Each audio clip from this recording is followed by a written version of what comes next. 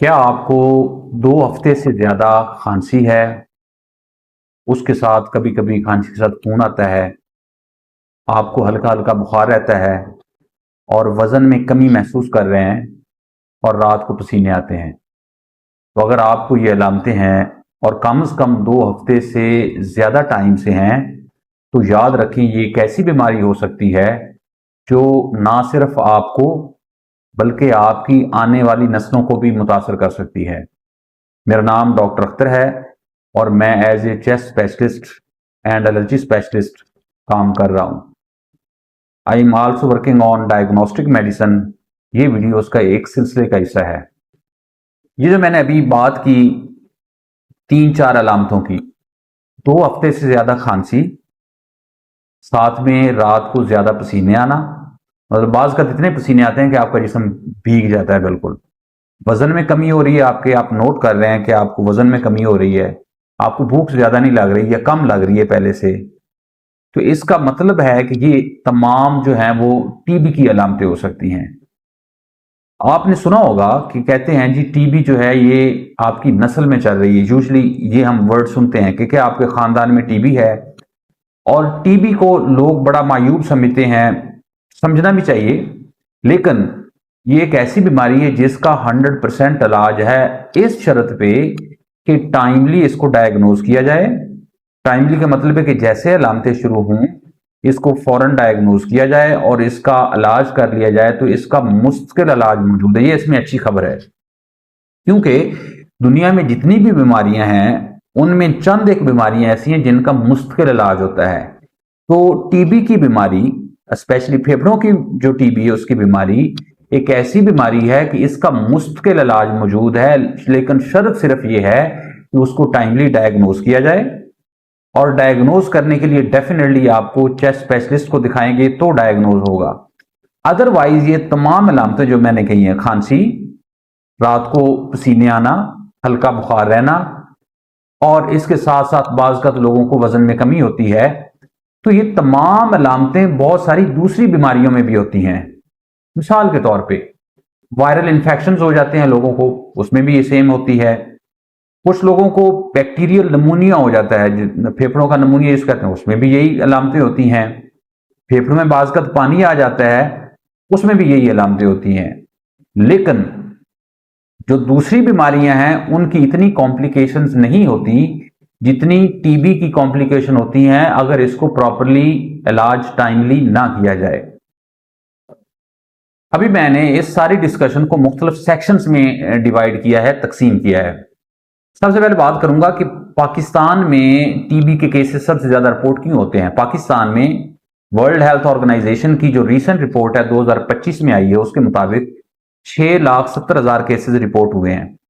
ये तकरीबन 6.3% बनते हैं। पूरी दुनिया में जितने टीबी के केस रिपोर्ट हुए हैं उसका आप ऐसे समझें कि 7-8 बिलियन लोग पूरी दुनिया में हैं, 7-8 अरब, उनमें से तकरीबन 6%, 6.3% जो है वो सिर्फ पाकिस्तान से हैं। और ये बड़ी अलार्मिंग सिचुएशन है। क्यों? क्योंकि पाकिस्तान, इंडिया, चाइना और एक दो कंट्री जो इधर हमारे एशिया के हैं, ये तकरीबन 2/3 बनाते हैं जितने टीबी के केस रिपोर्ट होते हैं। पहली बात ये है। दूसरे लेवल पे पाकिस्तान जो एशिया में सबसे टॉप पे है जहां पे टीबी के केस रिपोर्ट होते हैं। तो आप इस तरह समझें पूरी दुनिया में हमारा 5वां नंबर है टीबी के केसेस में, और ये बड़ी अलार्मिंग सिचुएशन है। क्यों? क्योंकि जो टीबी है एक ऐसी बीमारी है, ये काबिल इलाज है, ना सिर्फ काबिल इलाज है बल्कि इसका मुश्किल इलाज हो सकता है। लेकिन क्यों कॉम्प्लिकेशंस होती हैं, क्यों प्रॉब्लम्स होते हैं कि हमारे केस डायग्नोज ही नहीं होते। डायग्नोज इसलिए नहीं होते, जब भी किसी शख्स को गला खराब होता है, बुखार होता है, खांसी होती है या वजन में हल्की फुल्की कमी होती है, वो किसी भी लोकल डिस्पेंसर से या अपने तौर पे मेडिकल स्टोर से कोई भी एंटीबायोटिक्स लेते हैं, खा लेते हैं, कहते हैं जी हमें फर्क पड़ गया, और उसके बाद जिंदगी में रवा दवा अपना सफर गुजारते हैं। लेकिन प्रॉब्लम इसमें यह होता है कि ये जो टीबी के केसेस हैं, ये जैसे जैसे इनको आप प्रोलॉन्ग करते जाएं, आपके जो लंग्स हैं वो डैमेज होना शुरू हो जाते हैं। और जब वो डैमेज होना शुरू हो जाते हैं तो उसकी जो कॉम्प्लिकेशंस हैं वो वक्त के साथ बढ़ना शुरू हो जाती हैं। वो मैं बाद में बात करूंगा कॉम्प्लिकेशंस पे। तो हम बात कर रहे थे कि पाकिस्तान में सबसे ज्यादा कॉमन है, उसकी वजह यही है कि हमारे केस जो है वो बहुत ज्यादा टाइमली डायग्नोज नहीं होते। अब दूसरी इसमें जो इंपॉर्टेंट बात है वो ये है कि अब जो पाकिस्तान में जो जिस रेशो से केसेस बढ़ रहे हैं वो इंडिया और चाइना में नहीं बढ़ रहे, हालांकि उनकी आबादी हमसे बहुत ज्यादा है।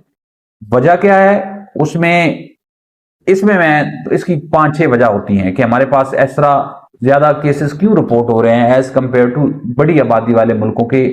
एक एक पहली बात तो यह कि एशिया में सबसे ज्यादा कॉमन टीबी है और टीबी में हमारा पाकिस्तान का नंबर 1 है। उसकी क्या वजह है, उसकी कुछ वजूहत मैं बताता हूं। नंबर 1 सबसे यह है कि हमारे एक ज्वाइंट फैमिली सिस्टम है। अब टीबी जो है ना, इसका क्या ताल्लुक है इस ज्वाइंट फैमिली सिस्टम से। टीबी अगर एक शख्स को होती है लेट से, तो वो तकरीबन जो घर में बच्चे हैं, बूढ़े हैं, बाकी चाचू उनकी औलादें, तो वो सारे से मुतासर होते हैं। क्यों मुतासर होते हैं? जब भी टीबी का कोई शख्स जिसको टीबी है वो खांसी करता है, कफ करता है, एक मतलब सिर्फ खांसी करता है, तो इन्वायरमेंट में हजारों नहीं लाखों बैक्टीरिया आ जाते हैं। और ये स्टडी किया गया है, इसमें ये कोई हवा में बात नहीं है। जिस बंदे को टीबी है और उसके फेफड़ों के अंदर कैविटी बन चुकी है, कैविटी होता है कि जो टीबी है वो एक खास हिस्से को इरोड कर देती है, खा जाती है फेफड़े के, और वहां पे टीबी के सारे जो बैक्टीरिया है वो जमा हो जाते हैं। जब टीबी वाला शख्स खांसी करता है तो वो लाखों की तादाद में हवा में आ जाते हैं। अब ये हवा में जब आ जाते हैं और तकरीबन 8 घंटे तक ये हवा में मौजूद रहते हैं। अब इन 8 घंटों में ज्वाइंट फैमिली सिस्टम में चूंकि हम फॉर एग्जांपल खाना खा रहे हैं या बाहर उसमें टीवी लाउंज में बैठे हुए हैं, तो जब भी वो खांसी करेगा 8 घंटे तक वो आपके एनवायरनमेंट में रहेंगे, और 8 घंटे के अंदर जो जो उस एनवायरनमेंट में आएगा डेफिनेटली सांस तो लेना है, तो वो सांस के जरिए फेफड़ों की जो सांस की नालियां उनसे गुजरते हुए एल्वेलाई में चले जाते हैं। वहां पे जाके टीबी के ये जो जरासीम्स हैं वहां पे बैठ जाते हैं, और अब वो तब तक बैठे रहते हैं जब तक उस आदमी का इम्यून सिस्टम वीक नहीं होता, और जब उसका इम्यून सिस्टम कमजोर हो जाता है तो उस आदमी को टीबी हो जाती है। इसलिए अगर किसी को, मैं अपने पेशेंट को पूछता हूं कि आपके खानदान में किसी को टीबी थी, वो कहता है हाँ अभी तो मुझे याद नहीं, लेकिन वो तो 10 साल पहले थी, अभी उसको कोई ताल्लुक नहीं। लेकिन वो जो 10 साल पहले किसी को टीबी थी उसका इससे डायरेक्ट कनेक्शन है। वो क्यों? कि जो टीबी का जरासीम है ये एक डोरमेंट सिचुएशन में रहता है। जब भी ये फेफड़े में चला जाता है एक डोरमेंट सिचुएशन में चला जाता है। जब भी उस शख्स को इम्यूनो कॉम्प्रोमाइज हो जाता है किसी भी वजह से, लेट से उसको शुगर हो जाए, उसको कोई खुदा ना खासा कोई हार्ट की बीमारी हो जाए, उसको कोई गुर्दे की बीमारी हो जाए, उसको लिवर डिजीज हो जाए, इनमें से कोई भी बीमारी हो, HIV बड़ा कॉमन हो रहा है वो हो जाए, तो जब उसका इम्यून सिस्टम, हत्ता कि एक वायरस का जो इन्फेक्शन हो जाता है, हमें फ्लू रूटीन में हो जाता है लोगों को, तो जो फ्लू है या ये जो वायरस है ये भी आपके इम्यून सिस्टम को कमजोर या वीक कर देता है। तो इन तमाम लोगों में वो जो डोरमेंट पड़ा हुआ था टीबी का जरासीम वो अटैक कर देता है और उससे आपको टीबी हो जाती है। तो उस टीबी का डायरेक्ट कनेक्शन आपके 10 या 15 या 20 साल पहले जो किसी रिश्तेदार को थी, उसने खांसी की, आप उस एनवायरनमेंट में थे, आपने इनहेल किया, तो वो जो डोरमेंट पड़ा था वो आपको अभी टीबी हो गई। और दूसरा इसमें जो एक कॉन्सेप्ट क्लियर करना जरूरी है, हम इसको जिस तरह लफ्ज बोलते हैं जी टीबी खानदानी बीमारी है, पेशेंट भी कहते हैं, बाज़ हमारे कुलीग भी समझते हैं, ये बिल्कुल खानदानी बीमारी इस हिसाब से नहीं कि ये जेनेटिक्स को मुतासर नहीं करती। हम खानदानी बीमारी इस वजह से कहते हैं चूंकि हम ज्वाइंट फैमिली सिस्टम में रहते हैं। ज्वाइंट फैमिली सिस्टम में बहुत सारे लोग इकट्ठे रहते हैं। अगर एक शख्स को टीबी हो जाए तो तकरीबन सारे नहीं तो कम से कम 50% लोगों को उसका जो बैक्टीरिया है वो मुतासर करता है और उनको जिंदगी के किसी हिस्से में दोबारा टीबी जो है वो हो सकती है। इस कॉन्टेक्स्ट में इसको कहा जा सकता है कि ये खानदानी बीमारी है, अदरवाइज इसका जेनेटिक्स से कोई लेना देना नहीं है। ये जेनेटिक्स की बीमारी नहीं जिस तरह के एजमा या एलर्जीज की बीमारी होती है। दूसरी वजह जो है वो हमारी वो ओवर क्राउडिंग है। अब ओवर क्राउडिंग आप उसमें कुछ हमारी रसूमात हैं, जिस तरह ईद पे बहुत ज्यादा लोग इकट्ठे होते हैं या जिस तरह हम मस्जिद में जाते हैं नमाज पढ़ने के लिए, यहाँ पे गैदरिंग होती है। अब गैदरिंग के माहौल में अगर एक शख्स को टीबी है और वो खांसी कर रहा है, हम मस्जिद की बात कर लें तो मस्जिद में एक शख्स को खांसी है बिकॉज ऑफ टीबी, और वो बार बार खांसी कर रहा है, जब वो खांसी कर रहा होता है तो उसके जरासीम जो है वो उसमें आ रहे होते हैं, इन्वायरमेंट में आ रहे होते हैं। तो जो जो लोग उसमें तकरीबन 4-5 घंटे रहते हैं तो वो इनहेल कर लेते हैं उन जरासीम को, और उनको जिंदगी के किसी हिस्से में टीबी हो सकती है। तो इसमें ओवर क्राउडिंग जो है वो दूसरी बड़ी वजह है जिसकी वजह से टीबी हमारे कॉमन है और हो सकती है। और तीसरे नंबर पर चूंकि हमारे लोग एहतियात नहीं करते, मास्क नहीं लगाते, या अगर उनको प्रिकॉशन या एहतियात का कहा जाए तो इतना वो हमारी सोसाइटी में उसको लिपटाते नहीं है, आम लफ्जों में कहना चाहिए। तो इसकी दूसरी ये वजह है कि ओवर क्राउडिंग इसकी बड़ी वजह है। तीसरी इसकी वजह है कि जो इसका एजुकेशन से बड़ा ताल्लुक है, क्योंकि जितनी भी एजुकेटेड फैमिलीज हैं या एजुकेटेड कंट्रीज हैं जिनको हम डेवलप कंट्रीज कहते हैं, वहां पे टीबी की रेशो बहुत कम है। क्यों? ये एक ऐसी बीमारी है कि इसको अगर सिर्फ प्रिकॉशंस यानी एहतियात किया जाए, जिस तरह कहा जाता है कि एहतियात जो है परहेज जो इलाज से बेहतर है, ये बिल्कुल 100% टीबी पे फिट आता है। क्यों? इसमें सिर्फ आप एहतियात करें। एहतियात का क्या मतलब है? जो मैंने अभी बात की कि अगर किसी शख्स को खांसी है, जो एजुकेटेड कंट्रीज होते हैं या सोसाइटीज होती हैं, जिस शख्स को खांसी होती है वो यूजली मास्क का इस्तेमाल करते हैं। तो अगर आप मास्क का सिर्फ इस्तेमाल कर लें जिस शख्स को खांसी है, तो दूसरे उससे अफराद मुतासर नहीं होंगे, तकरीबन आप 99% समझ लें। तो ये बहुत बड़ी कामयाबी हो सकती है उस सोसाइटी में या उस मुल्क में कि वो जो टीबी के जरासीम, अगर उसको टीबी है, फर्ज किया उसने वो प्रॉपर मास्क यूज कर रहा है। क्यों कर रहा है? कि उसको अवेयरनेस है, उसको एजुकेशन है कि कम से कम अगर मुझे बीमारी लगी किसी और को ना लग जाए। तो वो अगर प्रॉपर मास्क यूज कर रहा है तो उससे दूसरे लोग मुतासर नहीं होंगे।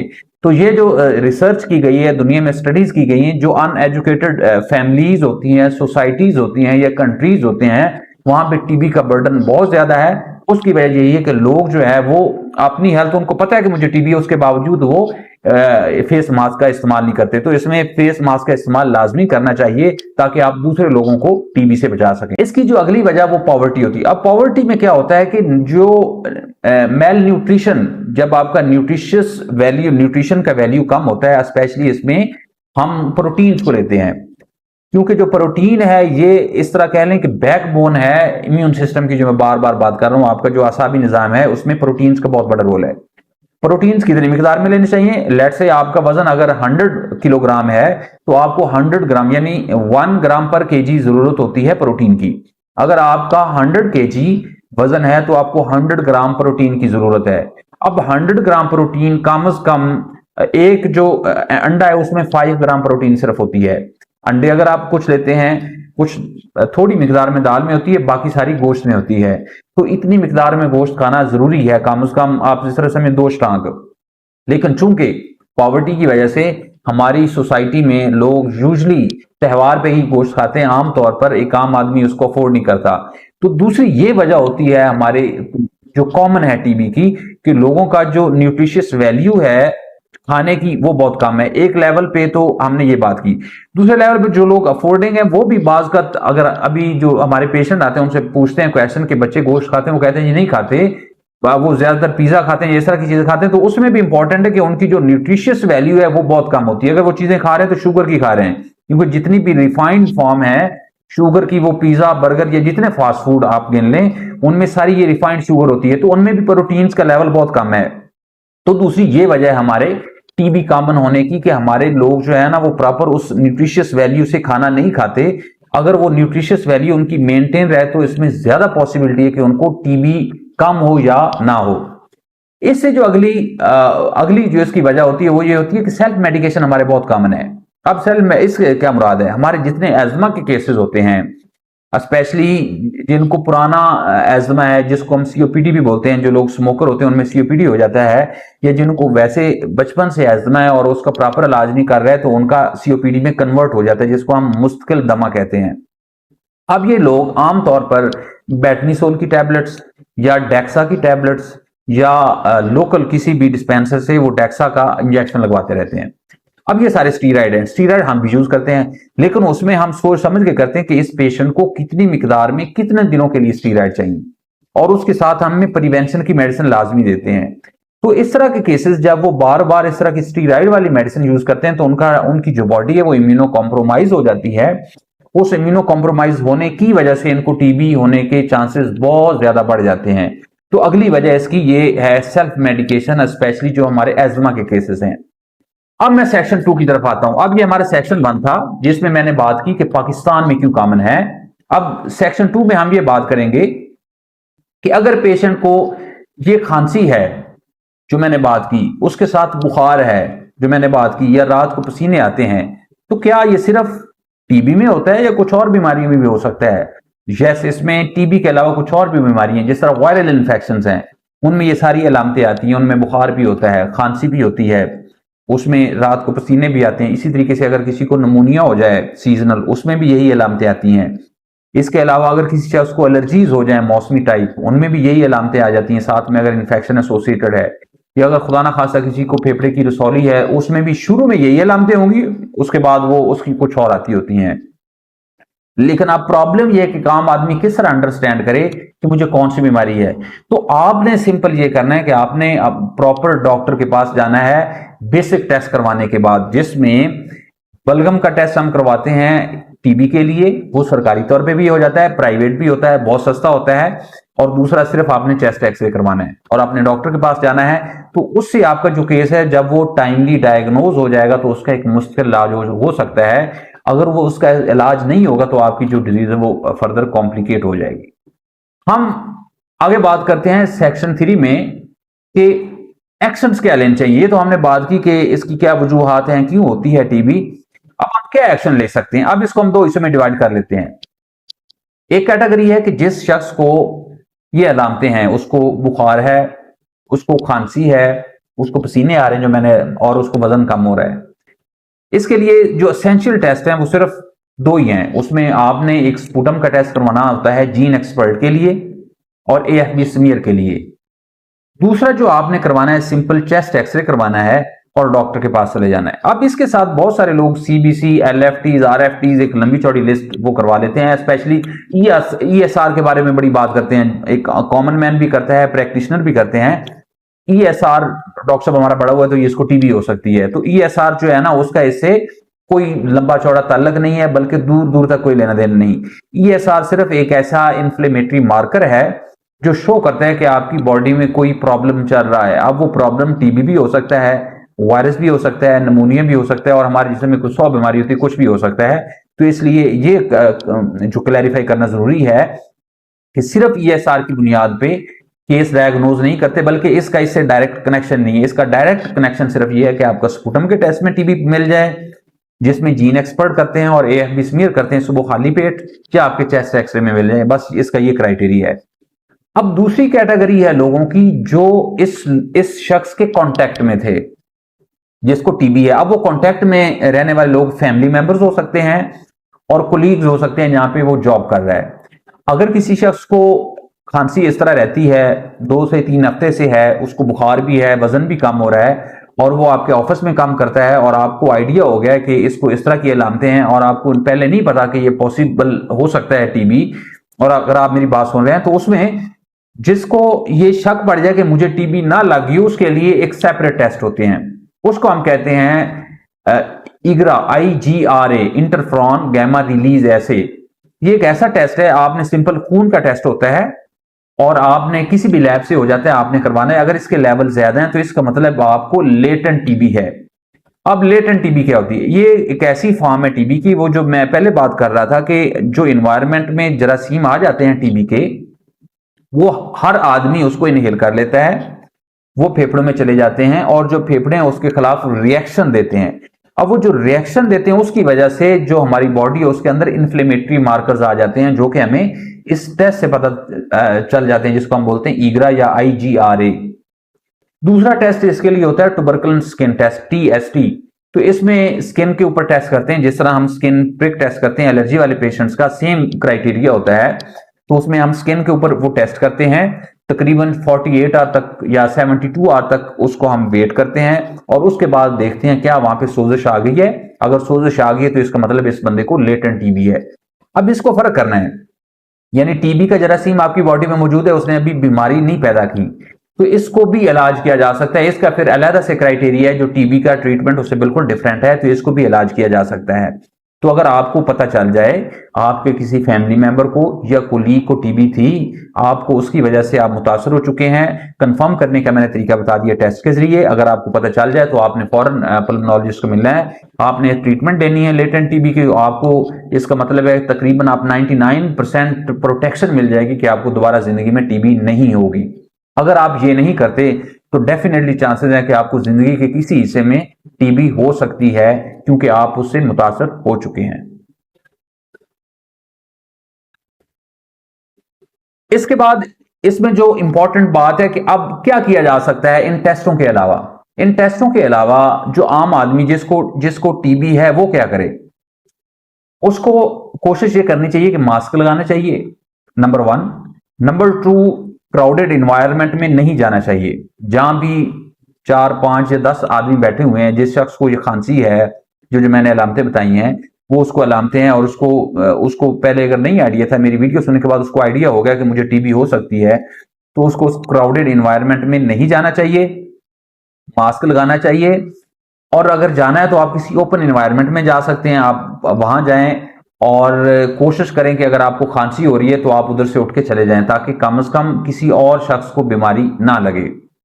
जो लोग उस इन्वायरमेंट में है कि अगर एक शख्स खांसी कर रहा है तो कोशिश करें कि आप उसको मास्क प्रोवाइड करें, खुद भी मास्क पहने। अगर लेट से आप कोलीग्स हैं, एक ऑफिस में काम कर रहे हैं और किसी को बार बार खांसी आ रही है, तो अगर जिस शख्स को खांसी आ रही है वो भी मास्क लगा ले और जो दूसरे इन्वायरमेंट में लोग बैठे हैं वो भी लगा लें, तो इसमें 100% तकरीबन प्रोटेक्शन होती है कि आपको ये बहुत मिनिमम चांसेस होते हैं कि अगर टीबी हो जाए, अदरवाइज टीबी नहीं होती अगर ये प्रॉपर उसमें प्रिकॉशंस की जाएं और एक्सपोजर को कम किया जाए। क्योंकि इसमें एक्सपोजर कम से कम 8 घंटे पर डे और 2 हफ्ते तक अगर हो तो इसमें बहुत स्ट्रॉन्ग चांसेस होते हैं कि आपको टीबी हो सकती है। अगर इससे कम टाइम हो, थोड़े टाइम में आपका एक्सपोजर हो, तो इसमें कम चांसेस होते हैं टीबी होने के। तो इस तरह से आप ये एहतियात कर सकते हैं। अब इसमें बहुत सारी हमारी सोसाइटी में लोग जो है वो इसको समझते हैं कि प्रिकॉशन अपने तौर पे करते हैं। फॉर एग्जांपल, लोग जो है वो बर्तन सेपरेट कर देते हैं, जी इस शख्स को टीबी है इसके आप बर्तन सेपरेट कर दो। इसमें आप याद रखें कि ऐसी इसमें कोई जरूरी चीज नहीं है, क्योंकि इसका और उससे कोई ताल्लुक भी नहीं है। क्योंकि जो टीबी है ये फैलती है आपके सांस की नालियों से, जो स्क्रीशंस निकल रही हैं वो निकलती हैं खांसी के जरिए से, स्नीजिंग के जरिए से, ये जब बात करते हैं। ये बस 3 ही इसमें वजह हैं। इसके अलावा अगर कोई हाथ से आप किसी से हाथ मिला सकते हैं, गले मिल सकते हैं, तो ये बाकी सारी चीजें हो सकती हैं। मियाँ बीवी अगर उनके जो अगर रिलेशनशिप को मेंटेन रख सकते हैं, अगर कि एक शख्स को टीबी है सिर्फ मास्क लगा के।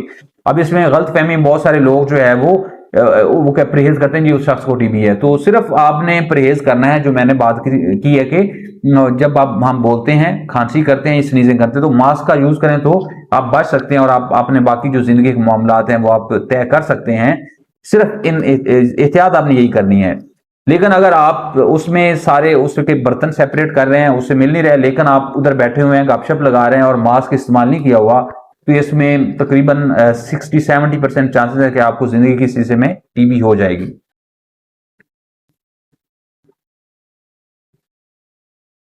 अब इसमें जो अगली इंपॉर्टेंट बात है वो ये है कि जो टीबी के पेशेंट्स हैं उनको जो मैंने बेसिक टेस्ट बताए उसके अलावा एचआईवी और शुगर लाजमी करवाना चाहिए। ये क्राइटेरियाज में शामिल है। क्यों कि ये ज्यादातर जो इम्यूनो कॉम्प्रोमाइज को ही मुतासर करती है, और जो इम्यूनो कॉम्प्रोमाइज नहीं होते तो उनमें यूजली उनके फेफड़ों में टीबी रहती है और उनको जिंदगी के किसी हिस्से में दोबारा जो है इफेक्ट कर सकती है, उसमें इस टाइम में उसको मुतासर नहीं करती। तो आपने ये ख्याल करना है कि अगर आपको बेसिक टेस्ट में जो मैंने बताया थे, स्पूटम का टेस्ट या जीन एक्सपर्ट, उसमें टीबी अगर मिल गई है तो आपने एचआईवी भी करवाना है और उसके साथ जो है ब्लड शुगर लाजमी करवाना है। अगर आपको पहले नहीं भी पता तो आपने करवाना है। और यूजली जो मेजोरिटी लोगों के साथ में शुगर या एचआईवी लाजमी चल रहा होता है और उनको पता ही नहीं होता, तो इस तरीके से आपका जो इसका भी जो है इलाज हो जाएगा। उसके बाद अगले सेक्शन में बात करूंगा कि जो टीबी है इसको हम 2 कैटेगरीज में तकसीम करते हैं। एक होती है ड्रग सेंसिटिव टीबी, एक होती है drug resistant TB. Sensitive TB ये होती है कि इसके लिए आम रूटीन की मेडिसिन यूज की जाती हैं जो हमारे यहाँ पे अवेलेबल होती हैं। जो ड्रग रेजिस्टेंट टीबी होती है, जिसको मजामत वाली टीबी भी कह सकते हैं, इसके लिए स्पेशल मेडिसिन होती है जो वर्ल्ड हेल्थ ऑर्गेनाइजेशन जो है वो सरकारी हॉस्पिटल को देता है और वो मखसूस जिनको सिर्फ ये टीबी होती है उनको दी जाती है। जो ड्रग सेंसिटिव टीबी होती है इसका सिर्फ 6 महीने का कोर्स होता है जो आमतौर पे चल रहा है, और नई गाइडलाइंस में अब 4 महीने का कोर्स है और ये मुश्किल ठीक हो सकती है। जो ड्रग रेजिस्टेंट टीबी है, पहले इसके लिए जो इलाज था वो 18 महीने का था, लेकिन अब कम होके 9 महीने पे आ गया जो नई मेडिसिन आई है, तो ये बहुत बड़ी इंप्रूवमेंट है। लेकिन इसमें याद रखिए कि जो ड्रग सेंसिटिव टीबी है ये तकरीबन 99% लोगों को मुश्किल ठीक कर देती है अगर वो टाइमली डायग्नोज हो जाए, लेकिन जो ड्रग रेजिस्टेंट टीबी है ये तकरीबन 90% लोगों को ठीक करती है, 10% फिर भी नहीं होते। लेकिन खतरनाक बात यह है कि अगर ये जो ड्रग रेजिस्टेंट टीबी किसी को हो जाए तो ये आगे आपकी जनरेशन दर जनरेशन चलती रहती है। वजह वही है कि जेनेटिक्स नहीं है, एक्सपोजर की वजह से, चूंकि हमारे एजुकेशन नहीं है, और जो हमारे पास भी यूजली पेशेंट आता है वो कुछ 6-7 महीने के बाद आता है, जब वो 6-7 महीने उन कांटेक्ट में रहता है अपने ऑफिस में भी, अपने फैमिली मेंबर के साथ भी, तो उनको टीबी हो चुकी होती है यूजली जब हमारे पास आता है। तो आपने ये एहतियात करनी है। अगले सेक्शन में मैं बात करूंगा कि अगर टीबी का इलाज प्रॉपर ना किया जाए। अब प्रॉपर की डेफिनेशन मैं बता चुका हूं। प्रॉपर ये है कि जैसे आपको खांसी हो, बुखार हो, रात को पसीने आए, आपने फौरन चेस्ट एक्सरे करवाना है, बलगम का टेस्ट करवाना है, उसमें अगर आइडेंटिफाई हो जाए फौरन डॉक्टर के पास जाना है, अपना इलाज करवाना है और आपका एक मुश्किल इलाज हो जाएगा। अगर इसको आप डिले कर लें किसी भी वजह से कि आपका केस डायग्नोज नहीं हुआ, आप कोई भी रैंडम मेडिसिन यूज कर रहे हैं, उस वजह से आपकी सिम्टम बेहतर हो रही हैं, क्योंकि हमारे कॉमन मॉक्सिजिस्टर लाइक मॉक्सीफ्लॉक्सासिन बड़ी कॉमन यूज की जाती है। अब आप स्टोर से लेके मॉक्सीफ्लॉक्सासिन ले रहे हैं तो ये एक ड्रग है बेसिकली टीबी की, तो इससे आपकी सिम्टम तो बेहतर हो जाएंगी लेकिन आपकी बीमारी क्योर नहीं होगी। तो ये जो केस है ज्यादा पॉसिबिलिटी है कि वक्त में वो ड्रग रेजिस्टेंट में एक तो कन्वर्ट हो जाएगा और दूसरा इसमें कॉम्प्लिकेशन आ जाएंगी। अब कॉम्प्लिकेशन क्या होती हैं? हमारे पास जो ज्यादातर केसेस आते हैं ये सारे कॉम्प्लिकेशंस वाले होते हैं। हर 10 में से 2-3 केसेस को जिंदगी किसी समय पहले टीबी हो चुकी होती है, उसने इलाज करवाया होता है या नहीं करवाया होता, और उसको कॉम्प्लिकेशन की वजह से हमारे पास आता है, जिसमें टॉप पे दमा है। यानी जो एजमा या दमा या एलर्जी होती है, ये बहुत सारे केसेस होते हैं कि उनको जिंदगी के किसी हिस्से में पहले टीबी हो चुकी होती है। उस टीबी की वजह से जो उनकी सांस की नाली है वो सेंसिटिव हो जाती हैं डस्ट, धुआं, मट्टी से, और उनको एजमा या दमा हो जाता है।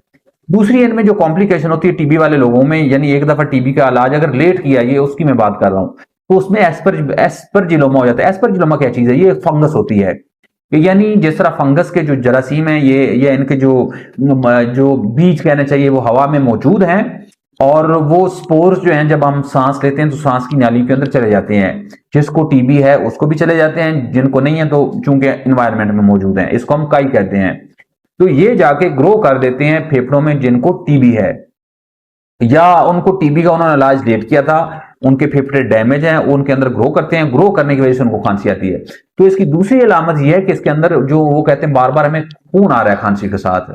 तो जिस शख्स को पहले टीबी हो चुकी है जिंदगी के किसी हिस्से में, उसको पता था या नहीं था, उसके लंग डैमेज हो चुका है, कभी किसी भी वजह से एक्सरे करवाया, किसी डॉक्टर ने बता दिया, और उसको अभी खून आ रहा है खांसी के साथ, तो ये इसमें स्ट्रॉन्ग पॉसिबिलिटी है तकरीबन 90% के उसके वो एस्परजिलोमा या फंगस ग्रो कर गई फेफड़ों के अंदर, और उसकी वजह से उसको जो है वो खून आ रहा है। अगर इसका इलाज भी प्रॉपर टाइमली अगर आप डॉक्टर को दिखाएं तो इसका इलाज अच्छा किया जा सकता है, लेकिन अगर इसको भी डिले किया जाए तो ये बड़ा डेंजरस बल्कि जानलेवा होता है, बिल्कुल हार्ट अटैक की तरह, क्योंकि बाज़ का इतना खून बहुत ज्यादा आ जाता है कि सर्वाइवल भी बहुत मुश्किल हो जाता है कि उस सिर्फ ब्लड लॉस की वजह से।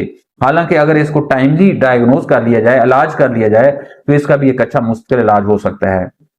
तीसरी बीमारी इसमें सीओपीडी होती है। सीओपीडी हम कहते हैं मुश्किल दमा को, मतलब जो सांस की नालियां हैं वो मुश्किल तौर पे वो सुकड़ जाती हैं। अब ये भी कॉम्प्लिकेशन है जो प्रॉपर अपना टीबी का इलाज टाइमली नहीं करते। चौथी कॉम्प्लिकेशन ये है कि बाज़ का जो पूरा फेफड़ा टीबी खा जाती है, और ये बहुत सारे केसेस में होता है। अब जिन लोगों में ये होता है कि उनका बिल्कुल फेफड़ा डैमेज हो जाता है, वो सारी उम्र सांस के मसाइल के साथ रहते हैं। दूसरी बात जो अंडरस्टैंड करने की, अगर आपको इस तरह का मसला हो चुका है तो इस तरह के केसेस में जो इलाज है वो दवाइयों से नहीं होता, उसका इलाज सर्जिकल इंटरवेंशन होता है कि वो फेफड़ा निकाल दिया जाए, या उनको सिर्फ फिजियोथेरेपी के जरिए हम ठीक करते हैं। अब इस तरह के बहुत सारे केसेस एंटीबायोटिक्स का बहुत ज्यादा यूज करते हैं, तो वो एक तो उनको कॉस्ट उसकी ज्यादा पड़ती है एंटीबायोटिक्स की, और दूसरा उनको उसका कोई बेनिफिट नहीं होता, तीसरा उसकी वजह से उनको एलर्जीज हो जाती हैं। तो ये भी डायग्नोज करना जरूरी है कि अगर आपको पहले जिंदगी के हिस्से में कहीं टीबी हुई, उस वजह से आपका जो लंग है वो डिस्ट्रॉय हो चुका है, उसकी हम जस्ट एक इसको कहते हैं हम पेलिएटिव थेरेपी के, हमने उसको सिम्टोमेटिक ठीक रखना है, उसका कोई इलाज नहीं होता। इसकी जो अगली कॉम्प्लिकेशन है वो फेफड़ों के अंदर पानी आ जाता है बाज़।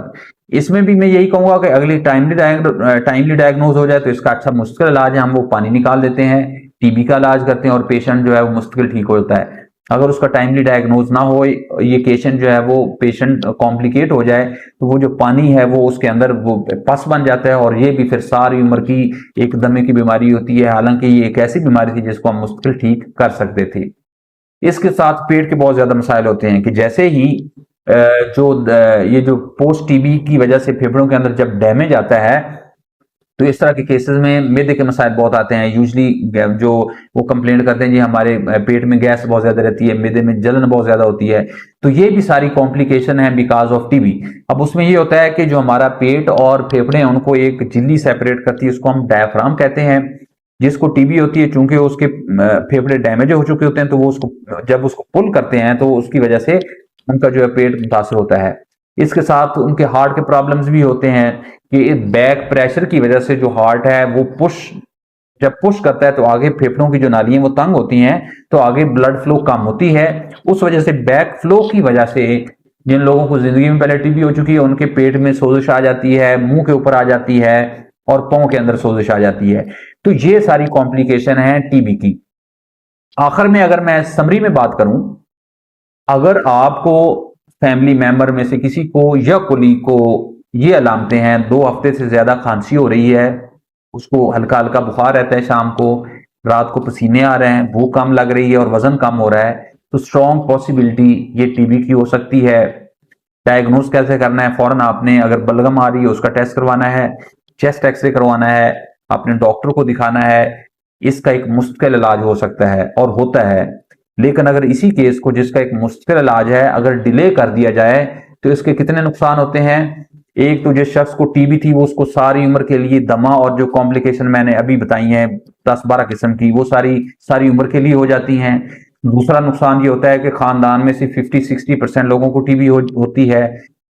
तीसरा नुकसान ये होता है कि जितने कोलीग्स होते हैं उन 50% को टीबी हो जाती है और इसको फिर हम कहते हैं ये खानदानी बीमारी। हालांकि ये खानदानी बीमारी नहीं, सिर्फ एजुकेशन के साथ, टाइमली मैयर्स के साथ इस बीमारी को मुश्किल ठीक किया जा सकता है, जिसमें WHO ने टारगेट भी रखे हैं, लेकिन वो टारगेट पूरे नहीं हो पाते कि हमारी सोसाइटी में अन एजुकेशन तो है ही है, लेकिन लोग उसको फॉलो ही नहीं करते कि सिर्फ एक मास्क का यूज करना है। तो आखिर में मैं एक ही जो ताकीद करूंगा या आपके लिए टेक होम मैसेज है, अगर किसी को खांसी किसी भी वजह से है तो आप कोशिश करें खुद भी मास्क यूज करें, उसको भी कहें कि आप यूज करें, तो कम से कम आप बहुत सारी बीमारियों से बच सकते हैं।